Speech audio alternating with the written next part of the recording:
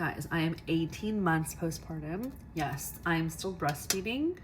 So I am still postpartum. I don't care what anyone says, I am still postpartum. Postpartum is such a wild journey, and I had pretty bad postpartum anxiety, and I have some really juicy stories or like thoughts that I had during like the early stages of postpartum, especially, that I want to share with you guys. So this morning I randomly remembered about this story. I was 2 days postpartum. Okay, like I said, I was like 2 days postpartum, still in the hospital. I had a pretty traumatic birth, okay? And I was drugged up on pain meds just because I was in a lot of pain. I labored for like 25 hours and then ultimately had to get a C-section. So I was pushing and then had to get a C-section. It was pretty traumatic. I'm still traumatized to this day. I was pretty in and out a lot, like especially when the medication kicked in, I was like dozing in and out of sleep.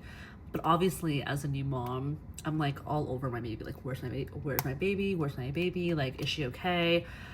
Anytime that she needed to feed, I was like, let's do it. I'm awake, let's go. Like, I was like breastfeeding around the clock. Like, I was still on, but also like really out of it. Okay, now for some context. My mom, mother-in-law, and husband were all staying with me at the hospital overnight to help with the baby because both me and my husband were just so exhausted from that entire experience. We barely got any sleep during the labor, with the C-section being so traumatic. Like, we just needed some rest. So my mom and mother-in-law were in the hospital with us overnight, and pretty much all day while we were at the hospital, they were taking shifts. And I was napping, as one does, and I heard my baby cry.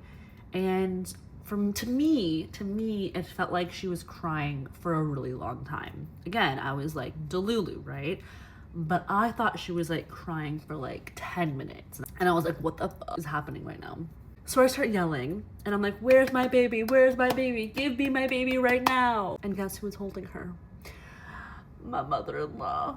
Yeah. Talk about embarrassing. But again, I was delulu. 2 days postpartum, like out of my mind on these pain medications. I didn't know if and where, but nothing, All I knew was I heard my baby crying for a long time and I needed her with me right now. So I start yelling and I'm like, give me my baby. I see that she's swaddled, and she's swaddled in one of those kite baby swaddles that we brought from home. And I literally proceed to go, she can't breathe, get her out of the swaddle, give her to me right now. Guys, I'm saying this to my mother-in-law. Like, that is so embarrassing and like so disrespectful. But I was so delulu. Like, I was on pain medications and like freshly postpartum, From all this commotion, my husband woke up and was trying to calm the situation down. And after I kind of came out of it, I was like, wait, how long was she even crying for? And my mom and mother-in-law was like, not even a minute, like less than a minute. Yeah, I was so embarrassed. I was so embarrassed. Like, I get it. I get why people only want their moms in the hospital rooms with them because of this type of situations. It becomes so awkward. I feel like with moms, they understand and they're like, yeah, don't worry about it. Cause like they're flesh and blood. Like, they know what you're going through, you know what I mean? With a mother-in-law, I feel like things get a lot more complicated.